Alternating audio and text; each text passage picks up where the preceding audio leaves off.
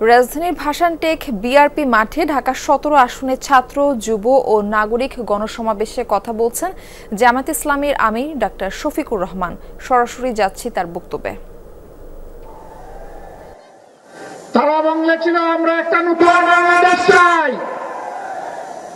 তারা বলেছিল আমরা একটি দুর্নীতি দুঃশাসন মুক্ত মানবিক বাংলাদেশ চাই। আমাদের ছাত্র যুব সমাজের আকাঙ্ক্ষা ছিল আমরা একটা উন্নত শিক্ষা ব্যবস্থা চাই। শিক্ষা শেষে আমরা আমাদের হাতে কাজ চাই। এই কাজের মাধ্যমে আমরা দেশ গড়তে চাই। কিন্তু আমরা কি দেখতে পাচ্ছি? কেউ কেউ এই পরিবর্তনে খুশি নন। সম্ভবত কারণ এটা পরিবর্তনটা আমার বা তাদের নেতৃত্বে হলো না কেন? নেতৃত্ব তো ভাই আমরা দিয়েছি। স্বৈরাচারের বিরুদ্ধে 15.5 বছর আমরা আন্দোলন করেছি, আমরা জীবন দিয়েছি, আমরা মামলা গলায় নিয়ে জেলে ঢুকেছি, ঘর বাড়ি ছেড়ে এখানে সেখানে আমরা পালিয়ে বেরিয়েছি।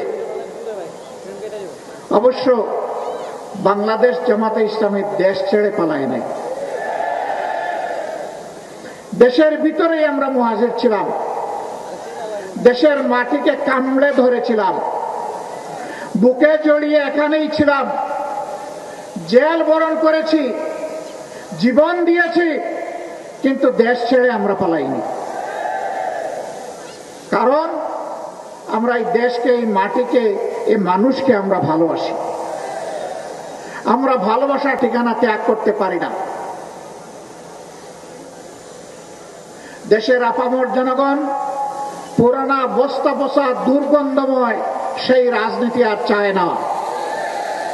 এই রাজনীতির আমূল পরিবর্তন চায়, সংস্কার চায়, নতুন বাংলাদেশ দেখতে চায়। নতুন বাংলাদেশ পুরাতন ফর্মুলায় আর চলবে না ইনশাআল্লাহ। নতুন বাংলাদেশ চলবে নতুন ফর্মুলায়। সেই নতুন ফর্মুলাটা কি?